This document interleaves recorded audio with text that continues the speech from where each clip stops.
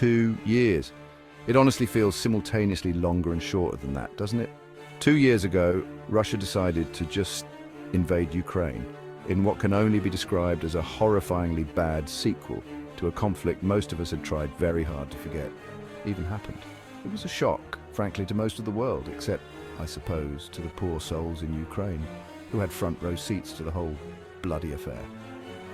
2 years on, we're beginning to see the shape of the conflict, and more importantly, perhaps, what this all means for the rest of us. Because make no mistake, this isn't just about Ukraine and Russia anymore. This is about the future of global politics, the limits of military power, and the frankly terrifying reality of war in the 21st century. So, what are the key takeaways from this whole awful mess? What have we learned? Well, hold on to your borscht, because today we're diving deep into the 7 key lessons from the Russia-Ukraine war 2 years on. One of the first things that became abundantly clear in this whole thing wasn't some tactical masterstroke, it wasn't some new bit of military hardware, it was the sheer bloody-mindedness of the Ukrainians. You see, when Putin decided to launch this whole misguided invasion, I think it's fair to say he wasn't expecting the Ukrainians to put up much of a fight. He was probably expecting, I don't know, a strongly worded letter from the UN, maybe a sternly worded tweet from some American celebrity. What he was not expecting was for the Ukrainians, civilians and soldiers alike, to dig in their heels and say in no uncertain terms, get the hell off our lawn. And it wasn't just the everyday Ukrainians either. Zelensky, a man who, let's be honest, most of the world knew best for playing the piano with his genitals, suddenly transformed into a wartime leader of almost Churchillian stature. He rallied his people, he became the face of Ukrainian defiance, and he did it all while wearing like a fleece and some cargo pants. The man was practically begging for military aid on Zoom calls, for God's sake. And it worked because underneath all of that, you saw the very real, very human cost of this conflict. You saw families ripped apart, homes destroyed, lives shattered. And the world responded not just with words, but with action. We saw an outpouring of support for Ukraine from governments and individuals alike. Humanity, for once, seemed to actually give a damn. And that, my friends, is the power of resilience. That's the power of national identity. When a nation comes together, when its people are united in their determination to resist, well, they become a force to be reckoned with. They become a pain in the arse, frankly, for bullies like Putin. And that, in and of itself, is a valuable lesson. Okay, let's address the elephant in the room.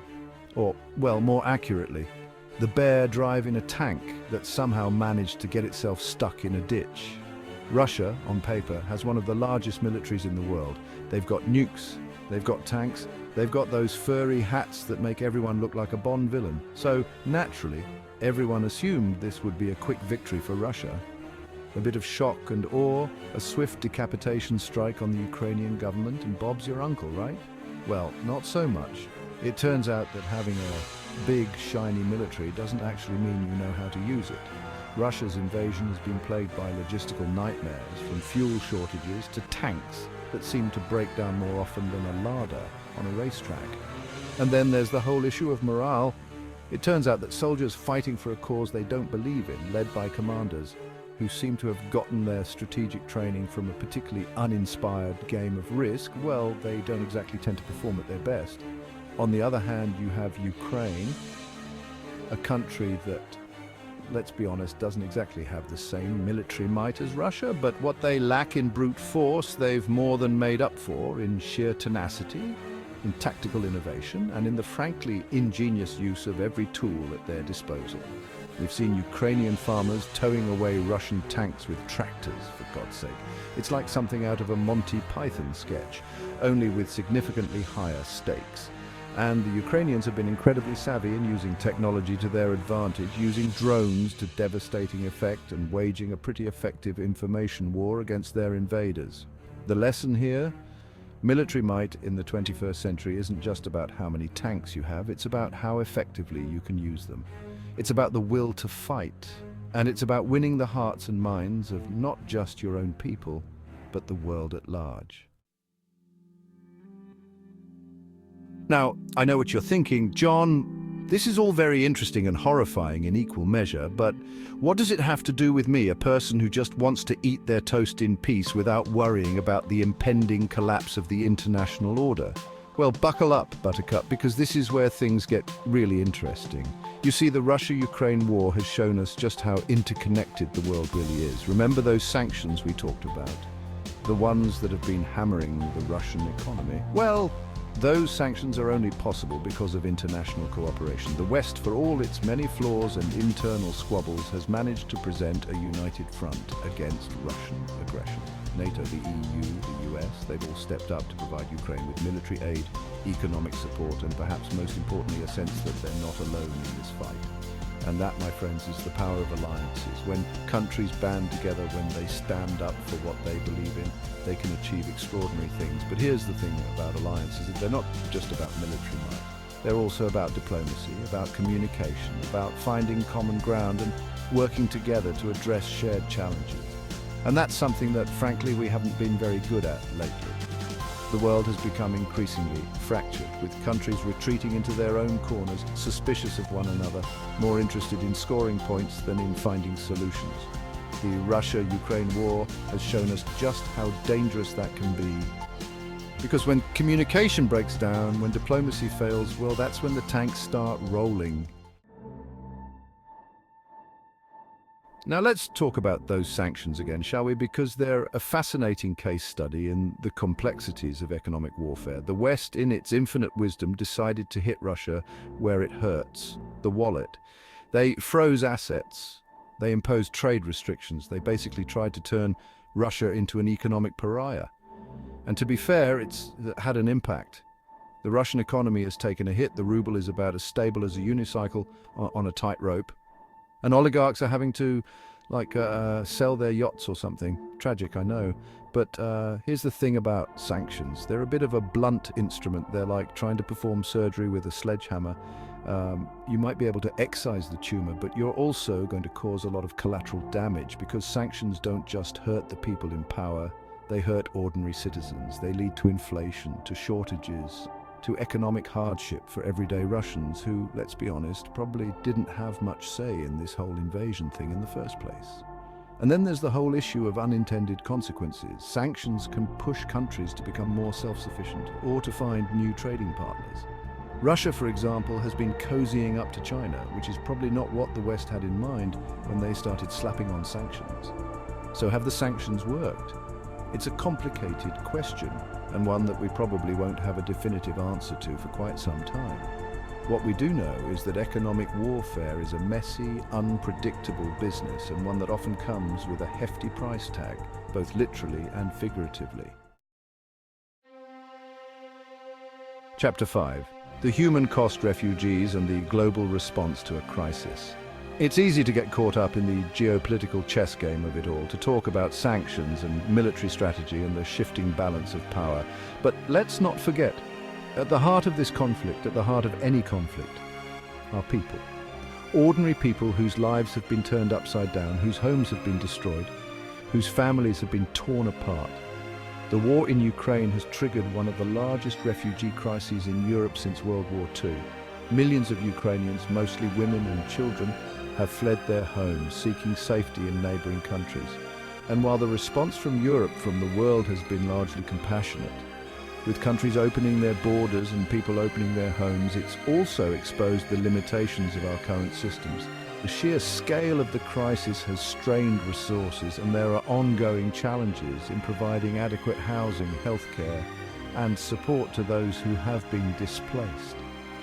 It's a stark reminder that war isn't just about abstract geopolitical concepts, it's about human beings. It's about the mother who has to explain to her child why they have to leave their home.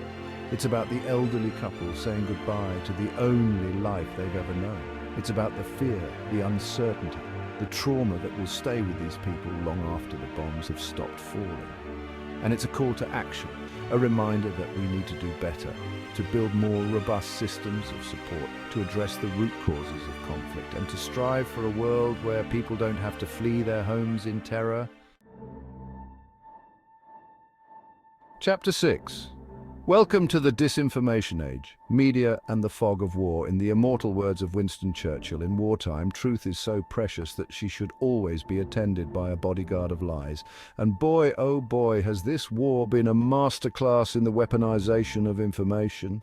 From the very beginning, both sides have been engaged in a fierce battle for narrative control, using every tool at their disposal to shape public opinion both domestically and internationally. Russia, naturally, has taken a page from its Soviet playbook, pumping out propaganda and disinformation like it's going out of style. State-controlled media outlets have been churning out a steady stream of misinformation, portraying the invasion as a special military operation to liberate Ukraine from Nazis. Yes, you heard that right, Nazis. Because apparently in the Kremlin's fever dream logic, a Jewish president who was democratically elected by his people is somehow a Nazi.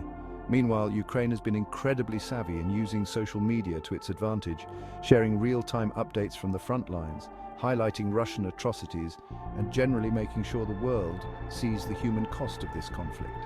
Zelensky, as I mentioned earlier, has been a master of communication, using his platform to rally international support and to shame Russia on the world stage. The result? A chaotic and often overwhelming information environment where it's difficult to separate fact from fiction, where truth is a constantly shifting target. And this, my friends, is the new reality of warfare in the 21st century. It's no longer just about tanks and missiles. It's about narratives, about memes, about winning hearts and minds. It's about understanding that information is a weapon, and one that can be just as dangerous as any bullet or bomb. Chapter 7. The crystal ball is broken, a new Cold War or something worse. So here we are, 2 years into this whole mess, and the million-dollar question is, where do we go from here? Honestly, if I had a crystal ball that could answer that question with any certainty, I wouldn't be here talking to you lovely people. I'd be on a beach somewhere, sipping a cocktail out of a coconut and laughing at the absurdity of it all. But alas, the future is as murky as ever. What we do know is that the world has irrevocably changed. The old order, whatever that even was, is gone, and we're now navigating uncharted territory. The relationship between Russia and the West is, to put it mildly, frosty. We're seeing a return to Cold War-style tensions, complete with sanctions, proxy wars, and a whole lot of saber-rattling. Meanwhile, China is watching all of this with great interest, quietly expanding its influence and waiting for the opportune moment to make its move. The global balance of power is shifting and the old certainties are gone. So what does this mean for the future? It means we're entering an era of uncertainty, of instability, potentially catastrophic miscalculation. It means that the threat of nuclear war, while still remote, is more real than it's been in decades. It means that we have some difficult choices to make about the kind of world we want to live in, about the role we want our countries to play, and about the values we're willing to fight for. The future is unwritten, my friends, and it's up to us to decide what story we want to tell. Outro: the long shadow of war lessons for today and tomorrow. 2 years into the Russia-Ukraine war, we've learned hard lessons about the limits of power, the importance of unity, and the need for international cooperation. We've seen the best of humanity in the courage of the Ukrainian people and the outpouring of global support. But we have also been forced to confront the ugliest aspects of our nature, the capacity for violence, the willingness to exploit, and the enduring power of fear and division. But above all, we've learned that the cost of war, whether in terms of human lives, economic hardship, or geopolitical shifts, is immeasurable. As we look to the future, one thing is certain: the lessons from this war will shape the world for decades to come. Let me know what you think in the comments below. What lessons do you think we've learned from the war so far? Don't forget to like, share, and subscribe for more in-depth analysis on global events. Thank you for watching. Please like and subscribe for more.